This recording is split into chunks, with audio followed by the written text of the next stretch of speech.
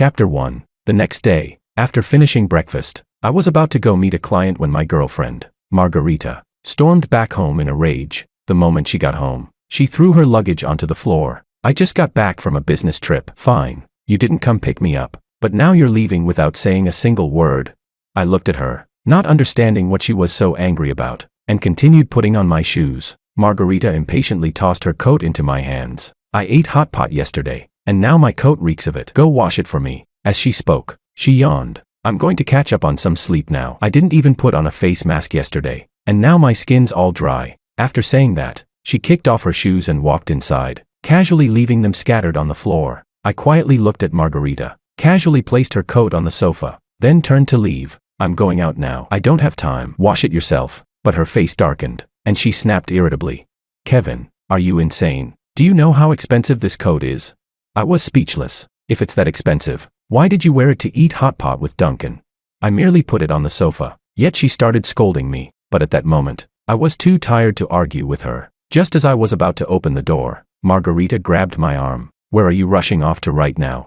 It was snowing so heavily yesterday, and I asked you to pick me up, but you kept dragging your feet.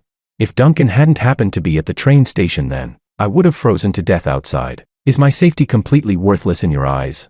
Hearing that, I only found it ironic. Yesterday, there had been a blizzard. As soon as she told me what time her train would arrive, I left home early. I had clearly arrived half an hour in advance, but she had remembered the wrong exit, and now she was blaming me for not picking her up. I ignored her and searched for my car keys on the shoe cabinet. Margarita frowned in dissatisfaction. Then, as if suddenly thinking of something, she laughed disdainfully. Don't tell me you're still jealous.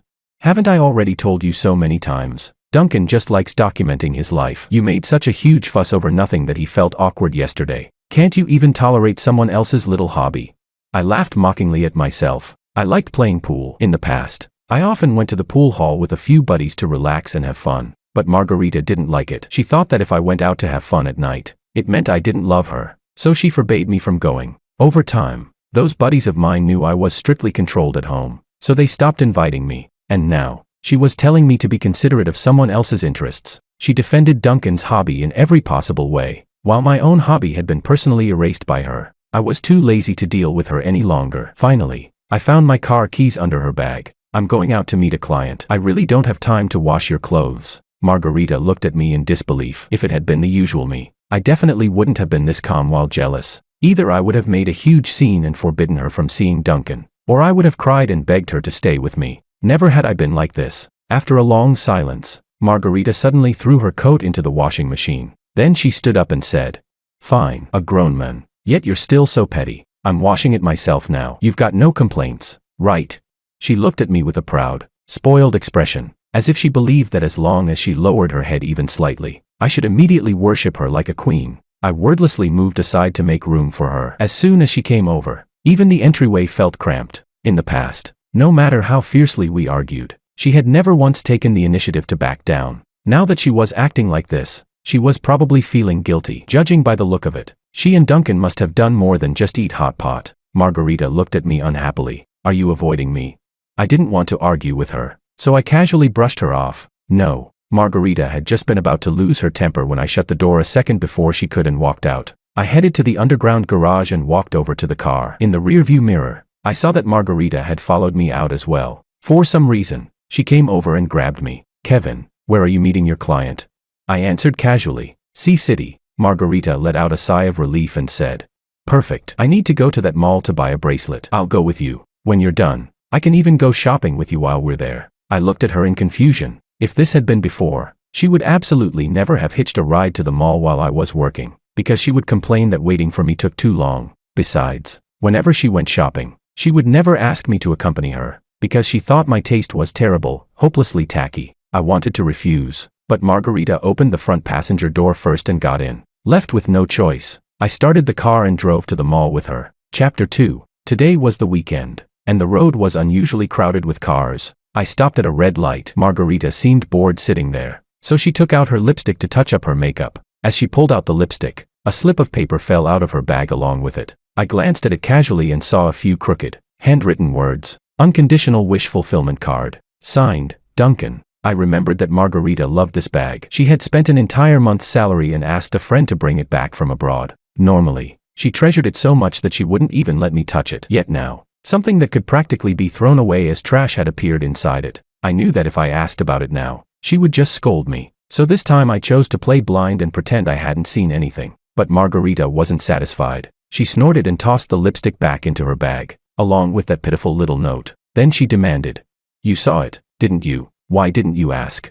I said calmly, "Didn't feel like it." Her expression darkened. She looked at me several times before taking out the note again, crumpling it up, and throwing it into the trash. "That was from a game we played last night with another friend. Duncan lost, so he had to write it. There's nothing going on between us. Don't overthink it," I replied casually. I wasn't overthinking it to begin with. Then I continued focusing on driving, thinking the matter was over. But Margarita spoke again, trying to explain. "Yesterday, Duncan just happened to be going to the train station to pick up a friend. He saw me and gave me a ride. We're just normal co-workers and friends." I found it ridiculous. Saying co-workers would have been enough. Why add friends on top of that? Wasn't that just emphasizing how close they were?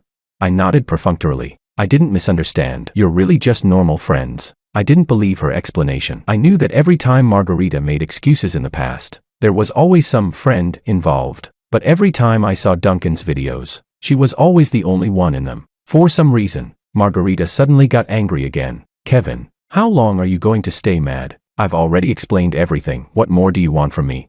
Fortunately, we had already arrived at the mall, and I got out of the car with a sense of relief. But she clung to me like glue, impossible to shake off. I still remembered how, during past arguments, she would say that just seeing me annoyed her and tell me to get out of her sight immediately. Whenever I tried to explain, Margarita would start scolding me for being petty and narrow-minded, always accusing me of being jealous of Duncan. Now that I wanted to leave on my own, she wouldn't let me. What a strange woman. I had work to do, so naturally Margarita couldn't follow me. She went off shopping on her own. After meeting the client, I remembered the message my boss had sent yesterday. I opened the chat and accepted the promotion offer. I had originally planned to turn down this promotion, which required relocating to South City, for my girlfriend's sake. But after what happened last night, braving a blizzard to pick her up, only to find out she had gone to another man's place, I finally woke up. I had been unbelievably foolish. Pulling my coat tighter around me, I walked out of the mall to get some fresh air. Standing under a tree, watching my breath turn into white mist, I received a call from my parents. On the other end,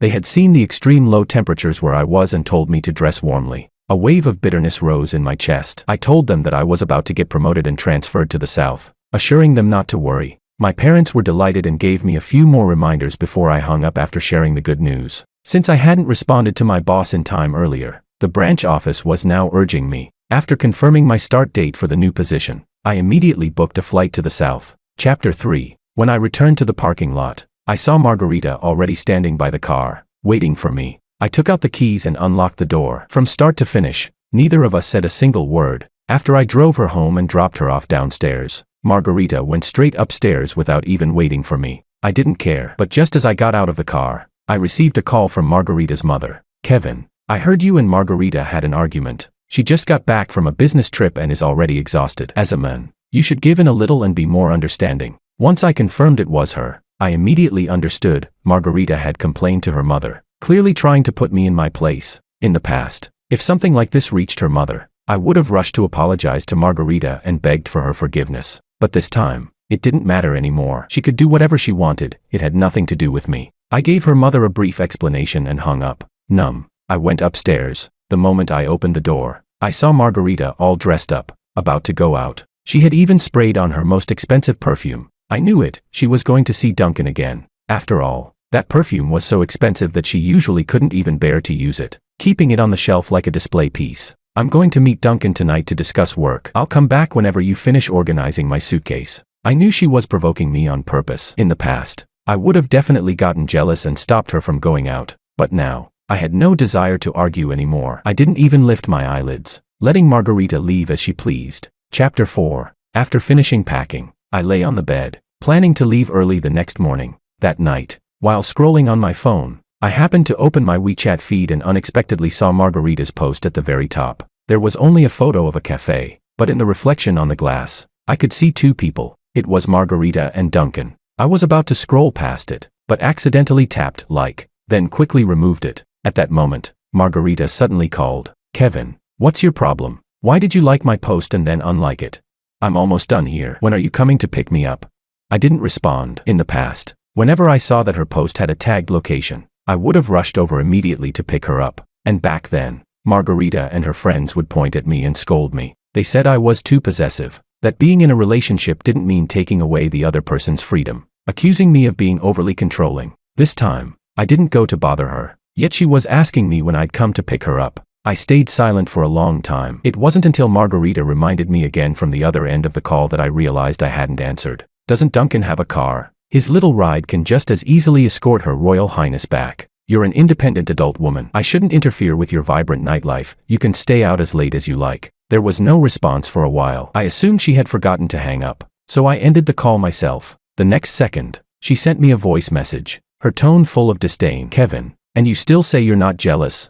The person sitting next to me in that photo was actually my best friend. Duncan was sitting on the other side, so you couldn't see him. Then she sent another short voice message. If it bothers you, I can tell you everywhere I go from now on. I couldn't be bothered to reply. I turned off my phone and was about to sleep when several more notification sounds rang out. Margarita's tone sounded a bit anxious. Do you expect me to stop even discussing work? Do I have to not say a single word to Duncan at the company before you'll calm down? She was making so much noise that I couldn't sleep, so I casually sent a few words to brush her off. No need. I trust you. My eyelids grew heavy. Outside, the thick snow weighed down the branches, snapping them as they fell to the ground. Under the pale moonlight, I drifted into a deep sleep. In the middle of the night, I felt someone wrap their arms around me under the covers, pretending to be asleep. I turned over and moved away from her. Margarita complained unhappily. Why are you moving around? I'm cold. In the past, I would have held her close, pulling her into my arms, worried about her. But now, all I wanted was to sleep peacefully. I gently removed her hand and said, I can't sleep if you're holding me. Margarita suddenly sat up and kicked me, her tone sharp. Then go sleep with the air. With that, she walked barefoot to the sofa and lay down, not even covering herself with anything. Margarita must have thought I would carry her back to the room like before, coax her, and tell her to dress warmly so she wouldn't catch a cold. But instead, I only glanced at her, then turned over and went right back to sleep. Chapter 5. When I woke up the next day, Margarita was already gone. On the floor were the clothes she had changed out of, tossed there in a messy heap. I knew she was venting her frustration. In the past, I would have cleaned everything up bit by bit. But this time, I didn't bother. I was leaving for the airport this afternoon, and I still had to go to the company in the morning to handle some procedures. Thinking about how I used to have to report to Margarita no matter where I went on weekends, it now felt incredibly freeing to just go out whenever I wanted. I left my luggage at the security office. Since the company wasn't far, I decided to walk. Step by step, I walked through the snow, watching as my footprints carved out a narrow path in the white ground. An unexpected sense of calm settled over me. Soon, I arrived at the company building. By coincidence, I saw Augustina, a girl who had been in my high school class, filling out onboarding paperwork. We hadn't seen each other for years, so we casually exchanged a few greetings. Then, as if she suddenly remembered something, she excitedly took out her phone and said she wanted to add me. She mentioned there would be a class reunion at the end of the year. Then she opened the QR code scanner. I gladly agreed and was about to take out my phone when my hand was suddenly pushed back. Out of nowhere, Margarita appeared, immediately linking her arm with mine, gripping tighter than usual. Under my stunned gaze, she looked at Augustina with hostility and said, "Didn't your parents ever teach you basic decency, flirting with someone else's boyfriend?" Augustina looked at me awkwardly. I simply took her phone and scanned my contact QR code. When Margarita saw that, she angrily pinched my arm, looking like she might throw a tantrum any second. At that moment, Duncan walked over, separating us and stepping in between. I felt a bit grateful that he had saved my arm. All right. I finally managed to calm Margarita down with a lot of coaxing. Kevin, so just go along with her a little. And to be blunt, you already have a girlfriend. Adding another girl on social media, are you trying to do something inappropriate?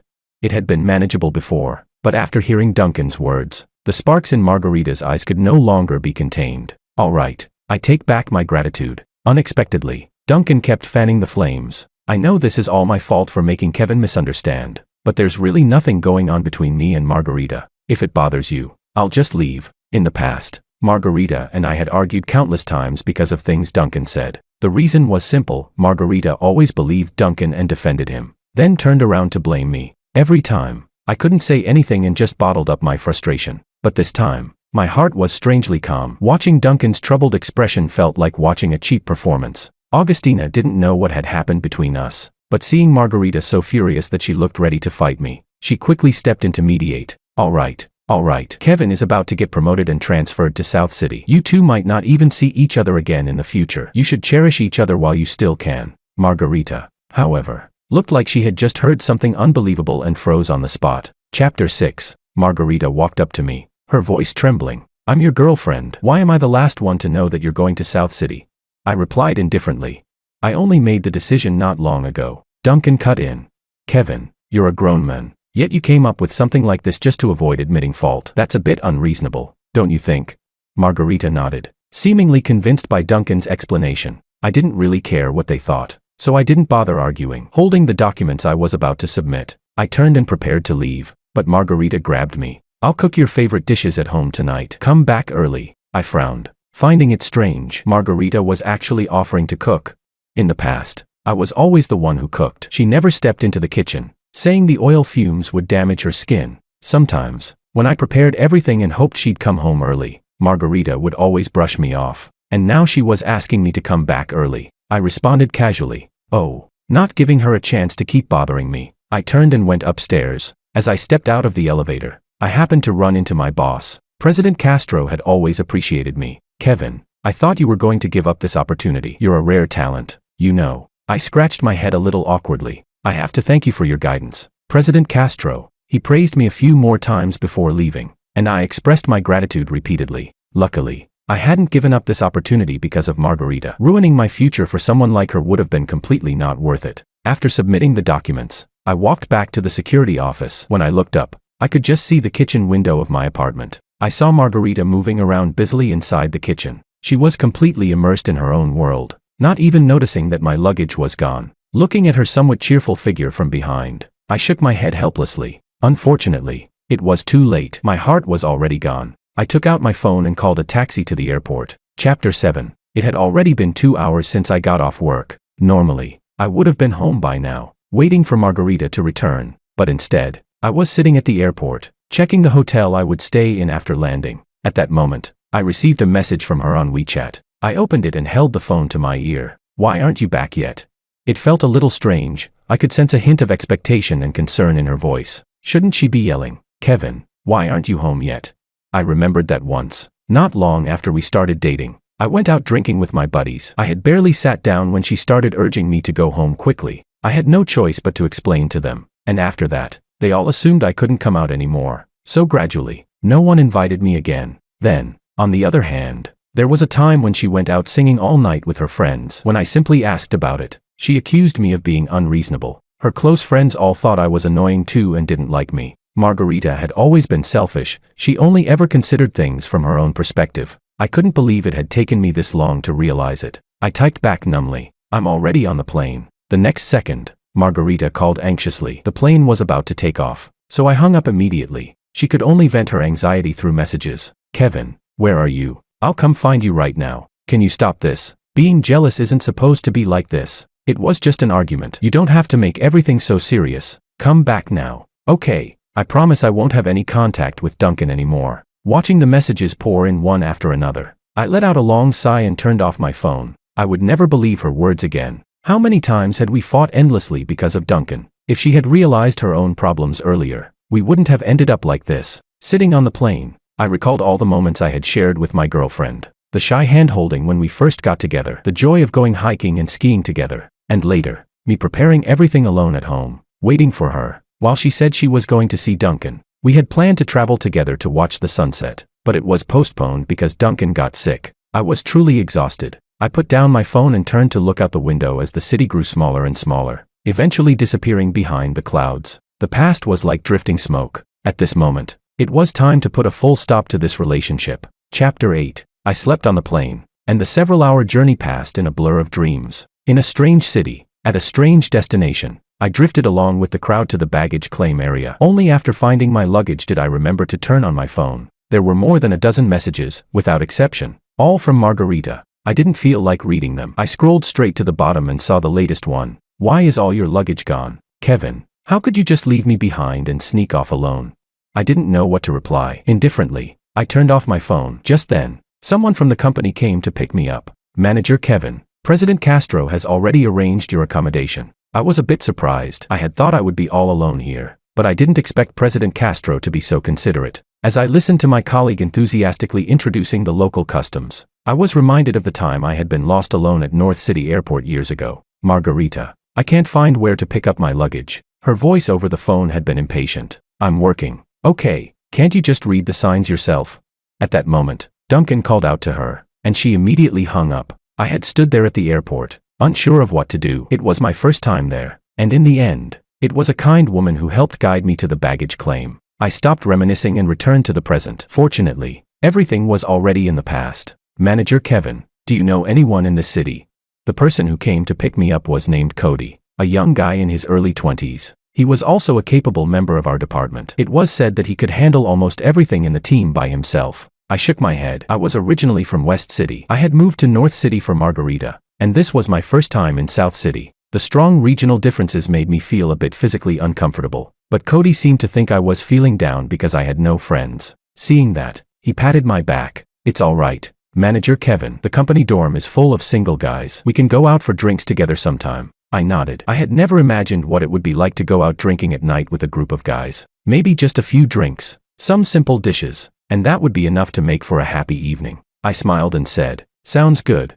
Cody took me to the company-arranged apartment, a one-bedroom, one living room unit with a kitchen and bathroom. A standard single apartment. Though small in size, it felt warm and cozy. By the time I finished unpacking, it was already 3 in the morning. I lay on the bed, resting with my eyes closed, when a phone call came in. I picked up my phone. It was an unfamiliar number from North City. I could roughly guess who it was. Without hesitation, I answered. The first thing I heard was Duncan's urgent scolding. Kevin, what's wrong with you? Is it fun to lie to Margarita like this? You left her, a girl, alone in the freezing snow. Do you have any idea how dangerous that is?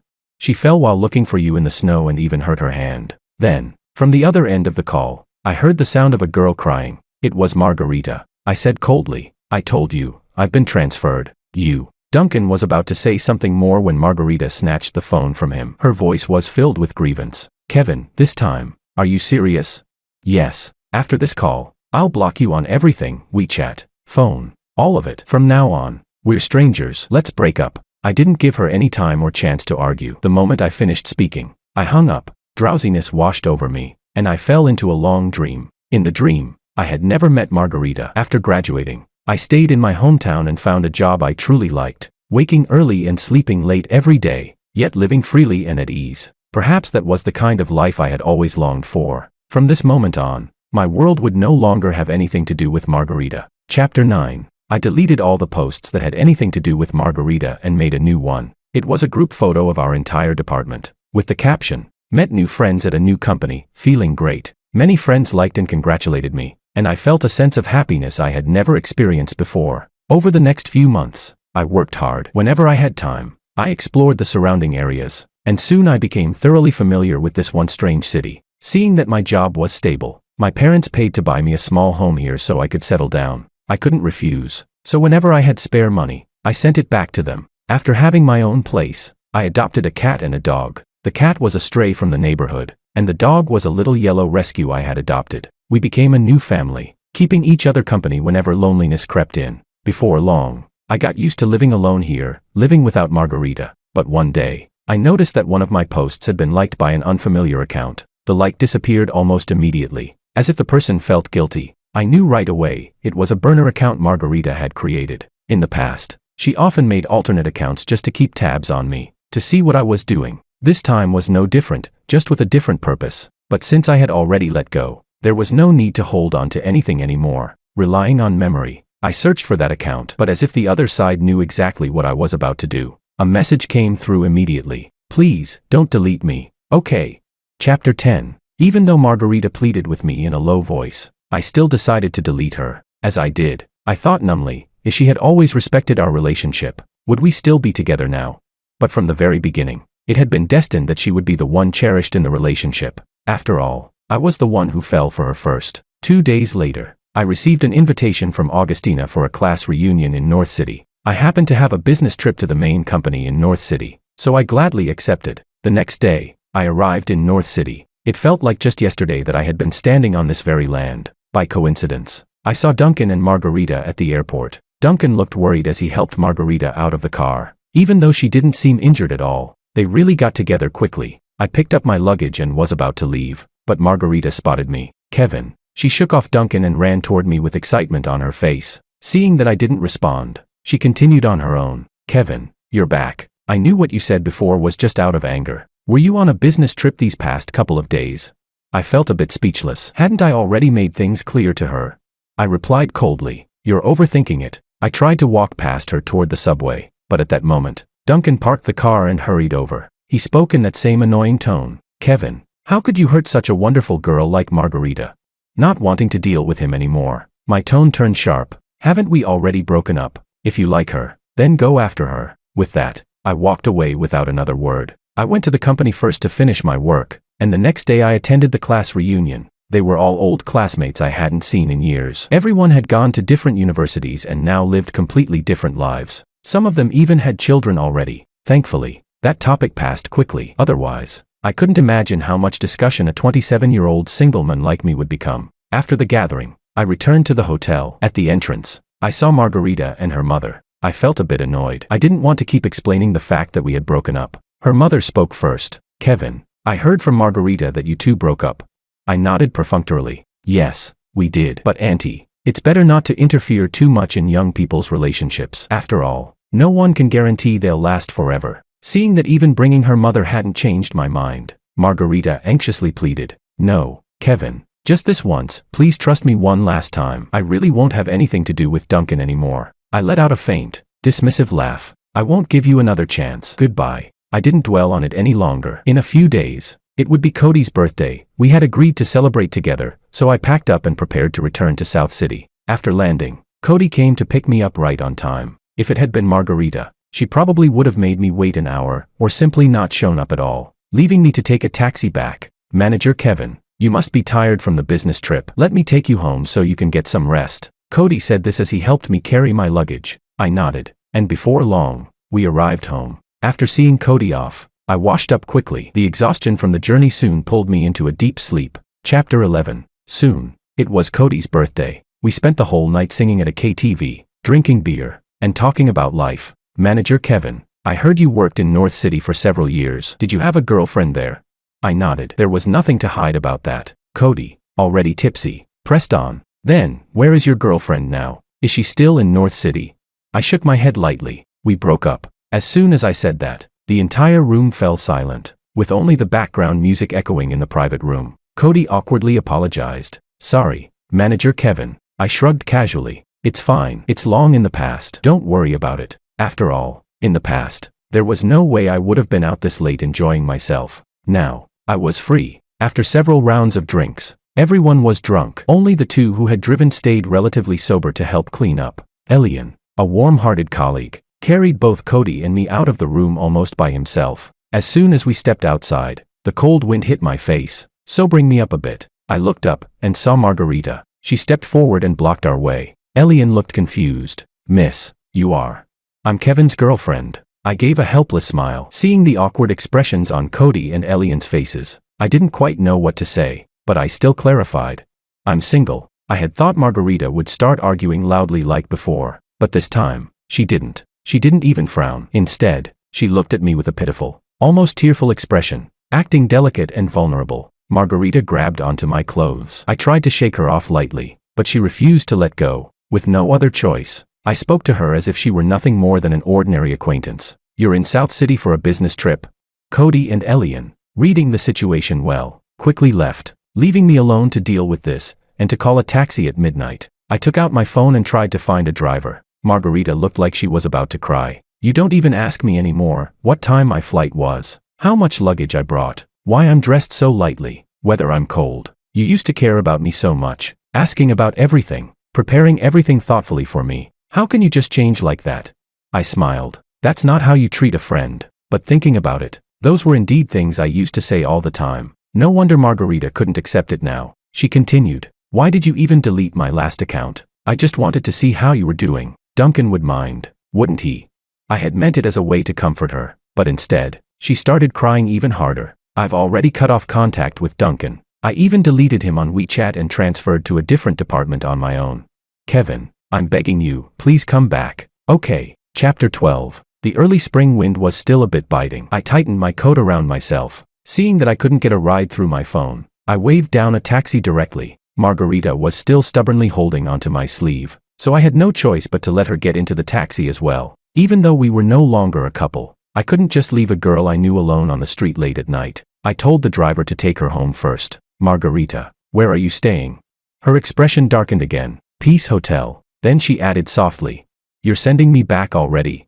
I sighed, planning to make things clear after we got out of the car. When we arrived at the hotel, Margarita got out reluctantly. When she saw that I got out as well, her eyes lit up. I avoided her gaze and stood a bit farther away from her. You never used to stand this far away from me, Kevin. Tell me, what did I do wrong? I can change. As she tried to come forward to hug me, I stepped back again. She immediately broke down into sobs. I continued with the words I had already prepared, simply recounting memories without any extra emotion. Do you remember the first time we met? It was at a New Year's party in college. There were a lot of people that night, but I noticed you at first glance. You were wearing a yellow dress, standing out in the crowd. I asked my roommate to help me get your contact, doing everything I could to get your WeChat. Do you still remember that? Margarita looked up at me, her eyes filled with tears. I remember. I continued. Actually, I was the one who started this relationship. I fell in love with you at first sight. That's why. All these years, I cherished you so much, treating you like a princess, afraid you might get hurt in any way. But over time, you wore down that sincerity of mine little by little, until it was gone, like being buried under heavy snow, with no life left. There's no future for us, Margarita. I watched as the light in her eyes slowly faded. In the end, she asked unwillingly, really, there's no chance anymore? Margarita, you're just having a hard time accepting it right now. Once you understand, you'll move on. That night, after we finished talking, she went upstairs. I called another taxi and went back home. The little yellow dog jumped excitedly onto me, as if welcoming me back. Half a year later, I heard from a friend that Margarita, because of her outstanding abilities, had been sent abroad by her company for a year-long program. I was genuinely happy for her. Just like me, she had moved on from this relationship. I successfully earned a promotion and a raise. Back in my hometown, I renovated my parents' old house, giving them a better life. One afternoon, I sat in the living room reading, enjoying the peaceful warmth of the sunlight. The cat was playing with a ball, and the dog was rolling around happily in its bed. I thought, perhaps everything in